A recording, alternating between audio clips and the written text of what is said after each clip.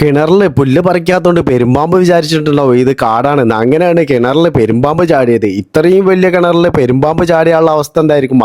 അതിന്റെ അടുക്കൽ കുറച്ച് റിസ്ക്. എന്നാൽ കിണറിലിറങ്ങി സാഹസികം കാണിച്ച് പാമ്പിനെ പിടിക്കാൻ ഒരുപാട് ആൾക്കാർ തയ്യാറാണ്. അതിലൊന്നും വലിയ കാര്യമില്ല. കിണറിലിറങ്ങി അതിന്റെ അടുത്ത് നിന്ന് കടി വാങ്ങിച്ചിട്ട് എന്ത് കാര്യമാണുള്ളത്? കിണറിലിറങ്ങാതെ പാമ്പിനെ എങ്ങനെ പിടിക്കാന്ന് നോക്കിയാലോ. നായനെ പിടിക്കുന്ന വല കൊണ്ട് നായനെ മാത്രമല്ല പാമ്പിനെ പിടിക്കാന്ന് കാണിച്ചു തരാം. ഇത്രയും സിമ്പിൾ ആയിട്ട് കിണറിൽ ഇറങ്ങാതെ പാമ്പിനെ പിടിക്കാൻ കഴിയുമെങ്കിൽ പിന്നെന്തിനാ കിണറിൽ ഇറങ്ങേണ്ട ആവശ്യം? അതിന്റെ ആവശ്യമില്ലല്ലോ. പറമ്പിൽ പീടികയുള്ള ഷെരീഫ്ഖാന്റെ വീട്ടിലെ കിണറിലായിരുന്നു പെരുമ്പാമ്പ് ചാടിയത്. സംഭവം ഞങ്ങൾ ഇന്ന് ഉച്ചയ്ക്ക് ഇവിടെ ഇരിക്കുന്ന സമയത്ത് ഇതേമാതിരി കിണറ്റിലെ സൗണ്ട് കേട്ടിട്ടാണ് ഞങ്ങൾ പോയി നോക്കിയതാ.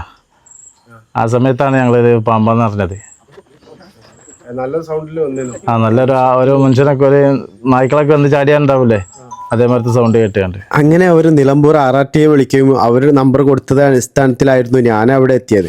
എന്നാൽ ഞാൻ ആദ്യം ചെന്നപ്പോൾ പാമ്പ് വലിയൊരു മടയിൽ കയറുകയും പാമ്പിനെ കാണാതാവുകയും ചെയ്തിരുന്നു. പിന്നീടായിരുന്നു പാമ്പ് പുറത്തിറങ്ങിയത്. അതിന് ശേഷമായിരുന്നു നമ്മൾ വല വെച്ച് പിടിച്ചത്. എത്ര വലിയ പാമ്പാണെങ്കിലും കിണറിൽ ഇറങ്ങാതെ പാമ്പിനെ ഇങ്ങനെയും പിടിക്കാം.